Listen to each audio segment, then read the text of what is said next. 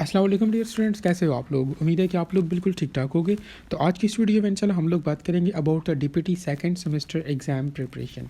इस टॉपिक पर जाने से पहले हर एक स्टूडेंट का मुझे पता है यही क्वेश्चन होगा कि एग्ज़ाम कब तक एक्सपेक्टेड है। तो पहले हम लोग उसके बारे में बात करते हैं। जैसे कि आप सब लोगों को पता है कि हमारे पास फोर्थ सेमेस्टर डीपीटी का एग्ज़ाम जो है वो ख़त्म हो चुका है।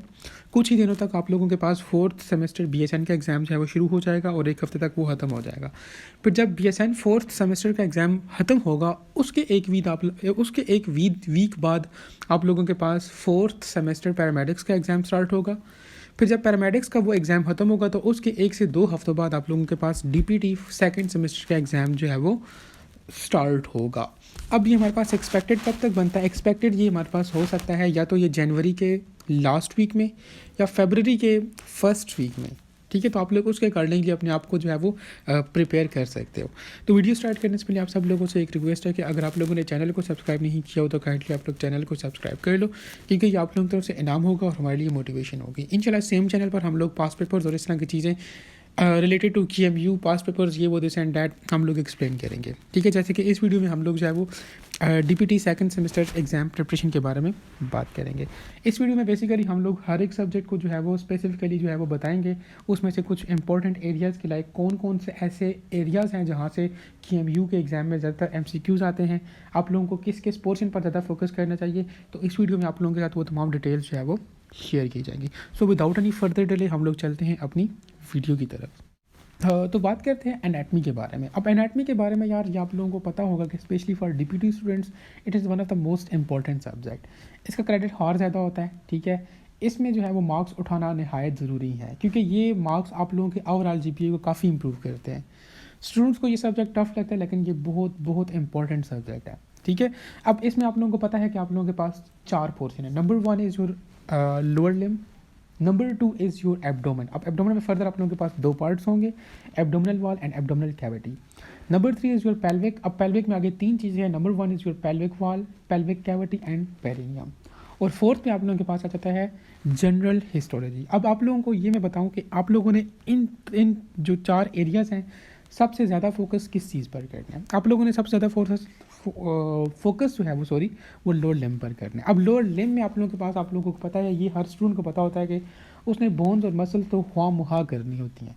ठीक है, क्योंकि उसके बगैर आगे चैप्टर प्रोसीड ही नहीं होता, समझ ही नहीं आती कि ये क्या हो रहा है। बोन्स और मसल्स स्टूडेंट्स कर लेते हैं, लेकिन सेम टाइम KMU के एग्ज़ाम में ऐसा भी होता है कि यहाँ से कुछ नहीं आता। ये चीज़ हम लोगों ने खुद एक्सपीरियंस की है सेकंड सेमेस्टर में कि बोन्स एंड मसल्स से गिने चुने 3 से 4 MCQs थे। अब वो स्टूडेंट जिसने से बोन्स एंड मसल्स बिल्कुल अच्छे तरीके से की थी, अब उसमें से पेपर नहीं आए, तो इसमें स्टूडेंट का कसूर है या नहीं है? यार आप लोगों ने क्या करना है कि लोअर लिम्ब को सिंपल इज़ दैट आप लोगों ने बोन्स और मसल्स तो हुआ मुहा करनी है, चाहे वहाँ से MCQ आए या ना आए। आफ्टर दैट आप लोगों ने वहाँ पर एक और चीज़ है जिस पर आप लोगों ने काफ़ी ज़्यादा फोकस करना है, वो है आप लोगों का लंबो सैक्रल फ्लेक्सिस। ये one of the most important topic है, यहाँ से काफ़ी ज़्यादा MCQs आते हैं। अब एक और मज़े की चीज़ वो ये है आप लोगों के पास क्लिनिकल नोट्स। अब आप लोग जब फर्स्ट सेमेस्टर का आप लोगों ने एग्ज़ाम दिया होगा तो आप लोगों को ये चीज़ लग रही होगी कि यार क्लिनिकल नोट्स में तो MCQs आते ही नहीं है। ये गलती हम लोगों ने भी की थी। ठीक है, हम लोगों ने क्लिनिकल नोट्स फर्स्ट सेमेस्टर में देखा था कि नहीं आए, हम लोगों ने सेकंड सेमेस्टर में उसको पढ़े ही नहीं थे। ऑन द अदर हैंड जब KMU का पेपर आया तो वो तमाम पेपर जो है वो क्लिनिकल नोट्स से था। अब हम लोग क्या करते, तो आप लोगों ने ये गलती बिल्कुल भी नहीं करनी। ठीक है, आप लोगों ने जो है वो बोन्स और मसल्स तो ख्वा मुहा करनी है। अलॉन्ग विद दैट आप लोगों ने लंबो सैक्रल फ्लेक्सिस यहाँ से करना है, और लंबो सैक्रल फ्लेक्सिस के साथ साथ आप लोगों की बुक में जितने भी क्लिनिकल नोट्स हैं, ठीक है, क्लिनिकल केसेस हैं, वो आप लोगों ने करने हैं। ठीक है, समटाइम्स MCQs यहाँ से ही आते हैं, समटाइम्स क्या मोस्टली अब आप लोगों के पास जो नेक्स्ट सेमेस्टर होंगे ना, मैंने सेकंड सेमेस्टर का एग्जाम दिया क्लिनिकल नोट्स थे, थर्ड का एग्जाम दिया क्लिनिकल नोट्स थे, अभी रिसेंटली मैंने फोर्थ सेमेस्टर का एग्जाम किया तो उसमें भी क्लिनिकल नोट्स से भरा हुआ था पेपर। सो आप लोगों ने आप क्लिनिकल स्किल्स इस तरह की चीज़ों पर भी जो है वो फोकस करना है। ठीक है, उसकी इंशाल्लाह हम लोग प्रैक्टिस आप लोगों को करवाएंगे। ठीक है, पास पेपर्स वगैरह हम लोग एक्सप्लेन करेंगे, तो वो प्रैक्टिस आप लोगों की वहाँ पर हो जाएगी। सही है। तो लास्ट में मैं यही बोलूँगा, क्लिनिकल नोट्स को बिल्कुल भी आप लोगों ने लाइट नहीं लेना, इग्नोर नहीं करना। सही है। नंबर 2 पे आप लोगों के पास आ जाता है जी एब्डोमेन। अब एब्डोमेन में आप लोगों के पास एब्डोमिनल वॉल और एब्डोमिनल कैविटी है। अब एब्डोमिनल वॉल में से आप लोगों ने रेक्टस शीथ को जो है वो इग्नोर नहीं करना। Rectus sheath is one of the most important and favourite topic of KMU, ये वो उसके एग्जाम में आता है। ठीक है, लिहाजा आप लोगों ने इसको जो है वो लाजमी कर लेना है। अब पेल्विक इतना इंपॉर्टेंट नहीं है, ठीक है। पेल्विक वॉल कैविटी आप लोग पेरिनियम से मुझे नहीं लगता कि हमारी मर्द पर कोई एमसीक्यू आया था, ठीक है। कोई भी एक एमसीक्यू भी एमसीक्यू नहीं आया था। सो आप लोगों ने पेल्विक वॉल और पेल्विक कैविटी को जो है वो थॉरली जो है वो देख लेना है, स्पेशली इसके क्लिनिकल नोट्स को, ठीक है। यहाँ से एमसीक्यूज आते हैं। लेकिन ओवरऑल हम लोग बात करें तो आप लोगों के पास जो मोस्ट इंपॉर्टेंट यूनिट है वो आप लोगों के पास है जी लोअर लिम्ब। लोअर लिम्ब को आप लोग अच्छी तरह से कवर करो। लास्ट में आप लोगों के पास जो फोर्थ चीज़ है वो आप लोगों के पास है जनरल हिस्टोलॉजी। हमारी हमारे पास इस टॉपिक में से कोई भी एमसीक्यू नहीं आया था, ठीक है। लेकिन आप लोग कोशिश करो कि अगर आप लोगों के पास टाइम है तो आप लोग इन तमाम चीज़ों को रिवाइज कर लो। अदरवाइज जो आप लोगों के पास मेन फोकस्ड एरिया होना चाहिए वो है आप लोगों का लोअर लिम्ब, ठीक है। सो आप लोगों ने लोअर लिम्ब पर ज़्यादा फोकस करना है, स्पेशली उसके लंबोसैक्रल फ्लेक्सेस पर और क्लिनिकल नोट्स पर। क्लिनिकल नोट्स आप लोगों ने इन तीनों चैप्टर्स के जो है वो करने और लाजमी करने, ठीक है। अब वो क्लिनिकल नोट्स में से एमसीक्यूज किस तरह से बनते हैं तो वो इंशाल्लाह हम लोग वक्त के साथ साथ आप लोगों के साथ ये चीज़ें शेयर करते रहेंगे। जो सेकंड सब्जेक्ट है वो आप लोगों के पास है फिजियोलॉजी। अब फिजियोलॉजी में आप लोगों के पास 4 यूनिट्स हैं। Number 1 is your respiratory system, number 2 GIT, number 3 is your blood and number 4 पे आप लोगों के पास एंडोक्राइनोलॉजी। अब यहाँ पर हम लोग देखेंगे कि मोस्ट इंपॉर्टेंट यूनिट कौन सा है, आप लोगों ने किस यूनिट पर ज़्यादा फोकस करना है, और ये जो यूनिट्स हैं बेसिकली आप लोगों ने कहाँ से करने हैं, बुक से पढ़ना चाहिए, स्लाइड से पढ़ना चाहिए, लाइक कौन सी ऐसा सोर्स है जिसको यूज़ करना चाहिए जो कि स्टूडेंट के लिए इफेक्टिव हो। तो यार देखो, फर्स्ट ऑफ ऑल हम लोग बात करते हैं कि इनमें से सबसे ज़्यादा इंपॉर्टेंट सब्जेक्ट इंपॉर्टेंट यूनिट कौन सा है। यार जब हमारी मर्तबा थी, जब मैं सेकंड सेमेस्टर में था तो हमें कहा गया था कि आप लोग जीआईटी पर फोकस करो। हम लोगों ने जीआईटी पर फोकस कर लिया क्योंकि ये लेंथी यूनिट था, हमें भी लग रहा था कि हाँ यार ये इंपॉर्टेंट है, यहाँ से काफ़ी ज़्यादा एमसीक्यूज़ आएंगे। लेकिन जब हम लोग एग्ज़ाम के लिए गए तो उन्होंने जो है वो एग्ज़ाम में मेजर पोर्शन रेस्पिरेटरी सिस्टम और ब्लड से उठाया हुआ था। सो यहाँ पर मैं आप लोगों को एक चीज़ ये समझाना चाहता हूँ अबाउट KMU कि आप लोगों ने कभी भी किसी पर यकीन नहीं करना और कभी भी किसी एक टॉपिक को लेकर बैठ नहीं जाना, क्योंकि KMU का एग्ज़ाम ऐसा होता है कि समटाइम्स KMU को कोई एक टॉपिक अच्छा लग जाए तो वो सारा पेपर उसी में से उठा के बना लेते हैं। फॉर एग्जाम्पल जिस तरह हमारी मतलब ब्लड और रेस्पिरेशन में से उन्होंने बनाया था, जीआईटी में से बहुत कम एमसीक्यूज आए थे। अब ज़्यादातर स्टूडेंट्स ने जीआईटी पर फोकस किया हुआ था। सो आप लोगों को मैं यहाँ पर यही चीज़ समझाना चाहता हूँ कि आप लोगों ने तमाम चीज़ों को जो है वो इक्वल टाइम लेना है। ये नहीं है कि आप लोग जीआईटी उठाकर बैठ जाओ या कोई और टॉपिक या कोई और यूनिट उठाकर बैठ जाओ, बाकी चीज़ें आप लोगों की इग्नोर हो रही हो। आप लोगों ने इस चीज़ों से बिल्कुल अवॉइड करना है, ठीक है। तो आप लोगों ने इन चारों यूनिट्स पर जो है वो इक्वल जो है वो फोकस करना है। अब हम लोग बात करते हैं कि आप लोगों ने जो है वो बुक यूज़ करनी है या स्लाइड यूज़ करनी है। ये स्टूडेंट का काफ़ी जो है वो क्वेश्चन होता है। एनाटमी को भी मैं एक्सप्लेन करूँगा क्योंकि उसके बारे में बता नहीं सका था कि आप लोगों ने वो कहाँ से करनी है बेसिकली एनाटमी। यार एनाटमी आप लोग बिल्कुल बुक से करोगे, ठीक है, स्लाइड्स से नहीं आता। स्लाइड्स में ऐसे में KMU की आप लोग स्लाइड्स उठा कर देखो, ज़्यादातर उसमें उन्होंने पिक्चर्स ही दी होती हैं। सो एनाटमी के लिए सबसे बेस्ट जो आप लोगों के पास चीज़ है वो आप लोगों की टेक्स्ट बुक है, जो स्टैंडर्ड टेक्स्ट बुक है स्नेल क्लिनिकल एनाटमी, ठीक है। आप लोगों ने वो फॉलो करनी है। On the other hand physiology की बात करें, फिजियोलॉजी की वो स्टूडेंट्स जिन्होंने जो है वो पहले से बुक पढ़ी हुई है, वक्त के साथ साथ वो बुक को रीड करते रहे हैं गाइटन एंड हॉल को, तो वो तो बुक को ही स्टडी करेंगे। लेकिन मोस्टली स्टूडेंट्स जो है वो स्टार्टिंग से स्टडी नहीं करते, वो हमारी तरह पेपर के लास्ट में ही स्टडी कर रहे होते हैं। तो उस वक्त गाइडन को उठाकर बैठना ये सबसे बड़ी गलती है, क्योंकि उस वक्त गाइडन कवर नहीं होती, उसका एक एक पेज पर 3-3 4-4 घंटे जो है वो ज़ाया हो रहे होते हैं। सो आप लोगों ने गाइडन को उठाकर उस वक्त नहीं बैठना। सो आप लोगों ने क्या करना है कि KMU पेशावर कैंपस की स्लाइड्स लेनी है और उनको 100% क्लियर करना है एट एनी कॉस्ट। आप लोगों ने उसमें से कोई भी स्लाइड मिस नहीं करनी, कोई भी चीज़ मिस नहीं करनी। एज इट इज़ उसको बस जिस तरह वहाँ पर लिखोगे आप लोग उसको एज इट इज़ याद कर लो। जब आप लोग एज इट इज़ याद कर लो, मैं गारंटी श्योर दूँ आप लोग 80% मार्क्स ईजिली ले लोगे, क्योंकि पेपर 100% पेपर उन स्लाइड से ही बनता है। सो आप लोगों ने ये गलती नहीं करनी। आप लोगों ने अगर पहले बुक को पढ़ो तो आप लोग बुक को रिवाइज करो। लेकिन मुझे पता है मोस्टली स्टूडेंट्स ने बुक नहीं स्टडी की होती, गाइडन नहीं स्टडी की होती। सो वो स्टूडेंट्स फिर स्लाइड्स को फॉलो करें और प्योर पेशावर की स्लाइड्स होनी चाहिए और फ्रेश स्लाइड्स होनी चाहिए, ठीक है। सो आप लोग जो है वो चीज़ फॉलो करोगे, वहाँ से आप लोगों का पेपर 100% कवर हो जाएगा, ठीक है। लेकिन एनाटमी आप लोगों ने बुक से ही करनी है। अब यहाँ से इंपॉर्टेंट फिर भी मैं आप लोगों को बता देता हूँ, जीआईटी लेंथी है तो ये इंपॉर्टेंट हो सकता है। आप लोग हाँ, ये मैं ये नहीं कह रहा कि आप लोग जीआईटी पर ही जो है फोकस करो। स्टार्ट आप लोग जीआईटी से ले सकते हो क्योंकि जीआईटी एक काफ़ी लेंथी जो है वो चैप्टर है, ठीक है। सो आप लोग स्टार्ट जीआईटी से ले सकते हो। लेकिन मैं आप लोगों को ये नहीं बोलूँगा कि ये इस तरह से इंपॉर्टेंट है कि आप लोग बस इसी को कर लो पेपर पास हो जाएगा, नो, ठीक है। KMU के पेपर्स का कुछ पता नहीं होता। सो लिहाजा आप लोगों ने ये चीज़ अभी से सीख लेनी है कि कभी भी किसी चीज़ पर भरोसा नहीं करना, आप लोगों ने सारी चीज़ें कवर करके जानी है। लास्ट में बात करते हैं आप लोगों के पास पास पेपर और मिड टर्म एमसीक्यूज़ के बारे में। आप लोगों को मैं एनाटॉमी में भी ये चीज़ नहीं बताई, अभी बता देता हूँ। आप लोगों ने पास पेपर्स वहाँ बहुत सॉल्व करने हैं, पास पेपर्स और यूर मिड टर्म एमसीक्यूज़ जो स्पेशली पेशावर में कंडक्ट होता है, पेशावर वालों को जो मिड टर्म होता है, ये दोनों चीज़ें आप लोगों ने लाजमी करनी है। अभी तक मैं 4th सेमेस्टर में हूँ तो मैंने ये चीज़ ऑब्जर्व की है कि पेशावर वालों का जो मिड टर्म होता है वो मोस्ट इम्पॉर्टेंट होता है, वहाँ से MCQs as it is repeat होते हैं। ठीक है, तो आप लोगों ने क्या करना है कि वो तो लाजमी सॉल्व करना है। मिड टर्म एमसीक्यूज़ आप लोगों को जहाँ से भी मिलते हैं, जहाँ से भी उसको निकालें और उसको सॉल्व करें, उनको देखें, वो एमसीक्यूज़ आते हैं।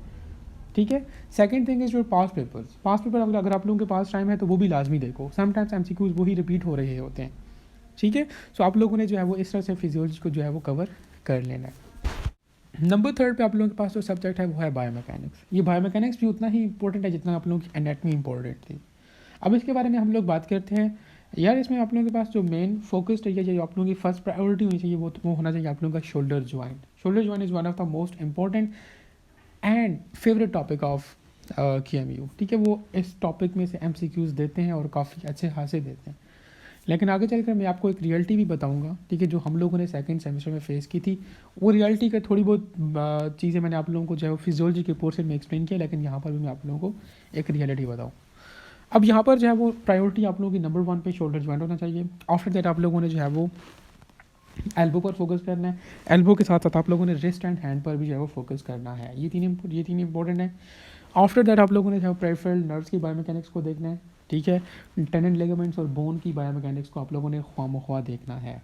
ठीक है, अब ये वो 4-5 टॉपिक्स हैं, 4-5 चैप्टर्स हैं बेसिकली, जहाँ से MCQs आते हैं। अब जब मैं सेकंड सेमेस्टर में था, हमें कहा गया था कि आप लोगों ने शोल्डर ज्वाइंट पर फोकस करना है, शोल्डर ज्वाइंट में ज़्यादा MCQs आएंगे।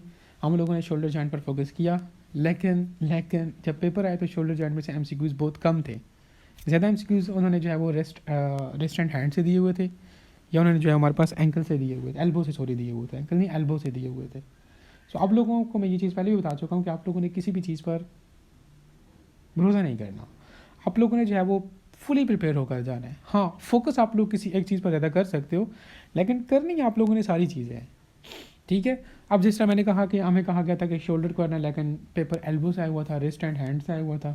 सही है, लिहाजा आप लोगों को ये मैंने 5-6 चैप्टर्स जो बताएं, ये आप लोगों ने लाजमी कर लेने। ठीक है, ये चीज़ हमेशा आप लोग KMU के बारे में जहन में रखो कि लाजमी नहीं है कि जो आपको इंपॉर्टेंट बताया जाता है उसी में से ज़्यादातर जो है वो चीज़ें आएँ। समटाइम्स आती भी हैं और मोस्टली आती हैं, लेकिन समटाइम्स पता नहीं चलता इन KMU वालों का, ये कुछ भी पेपर में उठा के दे देते हैं। सो लिहाजा आप लोगों ने इस स्ट्रेटजी को जो है वो समझना है। हाँ, आप लोग प्रायोरिटी वाइज इन चीज़ों को लेकर चल सकते हो। जैसे मैंने कहा कि शोल्डर ज्वाइंट इंपॉर्टेंट, आप लोग पहले शोल्डर ज्वाइंट को कवर कर लो, लेकिन आप लोगों के ध्यान में ये नहीं होना चाहिए आप लोगों ने जस्ट शोल्डर ज्वाइंट को ही जो है वो उठाकर बैठ जाना है, बाकी नहीं करना। शोल्डर ज्वाइंट को आप लोग फर्स्ट प्रायोरिटी पर रख सकते हो, उसको पहले कवर कर सकते हो। आफ्टर दैट आप लोग इसको एल्बो को कर सकते हो, रिस्ट एंड हैंड को कर सकते हो। उसके बाद आप लोगों के पास ये जो दूसरी बायोमैकेनिक्स है, biomechanics of the peripheral nerves, जो आप लोगों के पास टेंडन लिगामेंट्स, बोन्स की बायोमैकेनिक्स, आप लोग उनको कर सकते हो। ठीक है, सो आप लोग प्रायोरिटी वाइज को जो है वो अरेंज कर लो, लेकिन आप लोगों ने करनी ये सारी चीज़ें हैं। ठीक है, लिहाजा सिंपल इज दैट। अच्छा, इसके लिए आप लोग बात करते हैं कहाँ से इनको स्टडी करें। यार सिंपल इज दैट, इनको भी आप लोग अगर स्लाइड्स देखते हो पेशावर कैंपस की ना, तो ये 100% आप लोगों का पेपर अगर कवर नहीं करता तो आप लोगों का ये 80-90% पेपर वहाँ से कवर कर लेता है। अब यहाँ पर एक और इंपॉर्टेंट चीज़ है, आप लोगों ने मिड टर्म MCQs लाजमी देखने हैं, पास पेपर लाजमी देखने हैं। इसके अलावा जो मोस्ट इंपॉर्टेंट चीज़ है, मैंने आप लोगों को क्लिनिकल्स के बारे में बात की थी, जिस तरह एनाटॉमी में, तो सेम चीज़ समटाइम बायोमैकेनिक्स में भी क्लिनिकल्स टाइप MCQs आते हैं। ठीक है, आप लोगों को कहा जा सकता है कि patient came in your clinic with the process of this, आप लोगों ने उसकी क्या डायग्नोसिस होगी, या उसका कौन सा ज्वाइंट जो है वो, या कौन सा लिगामेंट डैमेज हो सकता है, इस तरह से MCQs आते हैं। इनकी प्रैक्टिस आप लोग पास पेपर से करोगे इंशाल्लाह। पास पेपर हम लोग आप लोगों को आगे जाकर एक्सप्लेन करवाएंगे। आप लोग हमारे साथ कनेक्टेड रहो, इंशाल्लाह हम लोग A to Z आप लोगों को गाइड करेंगे। ठीक है, तो आप लोगों ने past papers, mid term MCQs, KMU की स्लाइड्स, ये ख्वाह देखनी है। ठीक है, तो ये था ऑल अबाउट बायोमैकेनिक्स। आप लोगों ने बायोमैकेनिक्स, एनाटॉमी, इन चीज़ों को बहुत ज़्यादा जो है वो लाइट नहीं लेना, इन पर फोकस करना है। ठीक है, अगर आप लोगों ने यहाँ से मार्क्स डालिए तो आप लोगों का ओवरऑल GPA काफ़ी इंप्रूव हो जाएगा। सो ये था जी ऑल अबाउट बायोमैकेनिक्स। फर्दर कोई क्वेश्चन है तो आप लोग कमेंट्स में जो है वो पूछ भी सकते हो।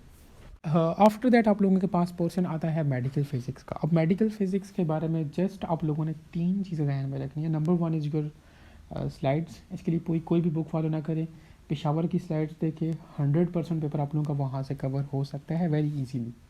तो आप लोगों ने मेन कैंपस की स्लाइड्स देखनी है, past papers plus mid term MCQs, बस ये चीज़ें जो है वो देखनी है। आप लोगों का 100% पेपर वहाँ से कवर हो जाएगा, इसके बारे में और कुछ भी नहीं है। सिंपल सा पेपर होता है, आप लोगों ने जस्ट थोड़ा बहुत भी इसको टाइम दे तो आप लोग वेरी इजीली 80+ स्कोर कर सकते हो। ठीक है, तो आप लोगों ने जो है वो इस पर फोकस करना है। इसमें से मैं कुछ इंपॉर्टेंट नहीं बता सकता क्योंकि ये एक रैंडम पेपर होता है। ठीक है, और लाइक हर एक टॉपिक उन्होंने टच किया होता है, हर एक टॉपिक में से एमसीक्यूज़ दिए होते हैं, कोई इसमें हार्ड एंड फास्ट रूल नहीं है। जिस तरह एनाटमी फिजियोलॉजी बायोमैकेनिक्स में मैंने आपको बताया कि हाँ यार आप लोग इस टॉपिक को टॉप प्रायोरिटी पर रख सकते हो। ठीक है, लेकिन यहाँ पर वो चीज़ नहीं है। आप लोगों ने इन तमाम चीज़ों को करना है, ये वही चीज़ें जो कि आप लोग ऑलरेडी एफएससी में पढ़ के आए हो। ठीक है, FSc first year second year 9th-10th वाली चीज़ें हैं, आप लोगों ने जस्ट इनको रिवाइज करना है और जाना है पेपर के लिए। इंशाल्लाह ये आप लोगों का पेपर अच्छा होगा अगर आप लोग ये दो चीज़ें फॉलो करते हैं। नंबर 1 इज़ योर पेशावर की slides, number 2 is your pass papers and mid term MCQs. Medical physics के बारे में जस्ट यही था। ठीक है, आप लोग अगर इन चीज़ों को भी फॉलो करते हो, you can easily score 80+ marks in your medical physics paper. ठीक है, last but not the least आप लोगों के पास आता है इंग्लिश एंड इस्लामिक स्टडीज़। ये इंग्लिश, इस्लामिक स्टडीज़ और मेडिकल फिजिक्स ऐसे सब्जेक्ट्स हैं जिसमें आप लोग इजीली 80+ स्कोर कर सकते हो। अब इंग्लिश और इस्लामिक स्टडीज़ की बात करें तो यार आप लोगों ने पहली बात तो ये कि KMU की स्लाइड्स ये चीज़ें कवर करनी है। ये KMU की स्लाइड्स ये चीज़ें कवर करनी है, बुक शुक कोई भी फॉलो नहीं करनी। ठीक है, वो KMU की स्लाइड्स आप लोगों को 100% कवर करवा लेंगी आप लोगों का इंग्लिश और इस्लामिक स्टडीज़ का पोर्शन। ठीक है, पास पेपर्स और mid term MCQs most important है। मैं आप लोगों को तकरीबन हर एक सेक्शन में ये चीज़ बता के आया हूँ कि पास पेपर्स और मिड टर्म एमसीक्यूज़ आप लोग ख्वाह देखें। ठीक है, स्पेशली इंग्लिश और पाकिस्तान इस्लामिक स्टडीज़ से सारा पेपर पास पेपर से होता है। आप लोगों ने ये चीज़ फर्स्ट सेमेस्टर में भी एक्सपीरियंस की होगी। आप लोगों का जो पाक स्टडीज़ का पेपर था, इंग्लिश का स्पेसिफिकली पेपर था, सारा पास पेपर से आता है। सो आप लोगों ने यहाँ पर भी वही स्ट्रेटजी को जो है वो यूज़ करना है। KMU की स्लाइड्स, KMU के मिड टर्म एमसीक्यूज़ और पास्ट पेपर्स, ये 2-3 चीज़ें आप लोग फॉलो करते हो, you can easily score 80+ marks in your medical physics, in your English subject and Islamic studies. So आप लोग इन 3 सब्जेक्ट में तो ईजिली स्कोर करो ना अल्लाह के बंदो। अब लास्ट में हम लोग ओवरऑल बात करते हैं कि आप लोग किस सब्जेक्ट को पहले करो और किसको बाद में करो। यार देखो, अभी आप लोगों के पास लाइक हम लोग कह सकते हैं कि 40 समथिंग मिनिमम 40 डेज़ हैं आप लोगों के एग्ज़ाम के, 30 to 40 हम लोग इसको एक्सपेक्ट कर सकते हैं। ठीक है, तो यार आप लोग बड़ी आसानी से जो है वो इन चीज़ों को कवर कर सकते हो। आप लोग बिल्कुल ज़ीरो से स्टार्ट करो, बिल्कुल आसान सब्जेक्ट से स्टार्ट करो। ठीक है, मैं आप लोगों को यही बोलूँगा कि आप लोग आसान सब्जेक्ट से स्टार्ट करो। जिस तरह आप लोग के पास इंग्लिश इस्लामियात हो गया, आप लोग पहले इन 2 सब्जेक्ट्स को करो। मैक्सिमम आप लोग 3 से 4 दिन लगाओगे, इनको कवर कर लोगे। ठीक है, अगर आप लोगों के पास 40 डेज़ हैं तो आप लोग 5 दिन इनको दे दो यार, 35 डेज़ आप लोगों के पास पीछे फिर भी बचते हैं। अगर आप 4 ही दिन आप लोग मेडिकल फिजिक्स को देते हो, फिर भी आप लोगों के पास 30 to 32 डेज़ बचते हैं। ठीक है, फॉर एग्जांपल चलो हम लोग कहते हैं कि 10 दिन आप इन 3 सब्जेक्ट्स को दे दो यार, मैक्सिमम 10 सब्जेक्ट्स में ये तीनों सब्जेक्ट्स आप लोगों के कवर हो सकते हैं। पीछे आप लोगों के पास 1 महीना फिर भी बचते हैं। आप लोग 10-10 दिन लगाकर फिजियोलॉजी को, बायोमैकेनिक्स को और एनाटमी को बहुत बहुत अच्छे तरीके से कवर कर सकते हो। ठीक है, या कोई स्टूडेंट अगर इन सब्जेक्ट्स को बहुत जल्दी भी कवर कर ले, 5 दिनों में वैसे हो जाते हैं, 6 दिनों में 2-2 दिन आप 2 दिन इस्लामियात को दें, 2 दिन इंग्लिश को दें, 2 दिन मेडिकल फिजिक्स को आप लोग 3 दिन दे दें, तो लाइक पीछे अपने पास काफ़ी ज़्यादा टाइम। जब आप लोग ये 3 सब्जेक्ट्स कर लोगे ना, आप लोगों के पास एक मोटिवेशन होगी कि हाँ यार मैंने तो 3 सब्जेक्ट्स कवर कर लिया, अब सिर्फ 3 ही रहते हैं। फिर उसके बाद आप लोग एनाटमी, फिजियोलॉजी और बायोमैकेनिक्स में से उस सब्जेक्ट को चूज़ करो जो आप लोगों को आसान लगता है, जो आप लोगों का इंटरेस्टेड सब्जेक्ट है। लाइक कोई स्टूडेंट है उसको फिजियोलॉजी अच्छी लगती है, वो फिजियोलॉजी को कवर कर लेते हैं अगले 7 से 8 दिनों में, तो फिर उसके पास ये एक और भी मोटिवेशन होगी कि हाँ यार मैंने तो 4 सब्जेक्ट्स कवर कर लिया, अब मेरे पास जस्ट 2 सब्जेक्ट्स हैं और सिर्फ उन्हीं 2 सब्जेक्ट्स की टेंशन है। ठीक है, एनाटमी को मैं आप लोगों को ये नहीं बोलूँगा कि आप लोग बिल्कुल स्टार्ट में एनाटमी को ही स्टार्ट करके बैठ जाओ।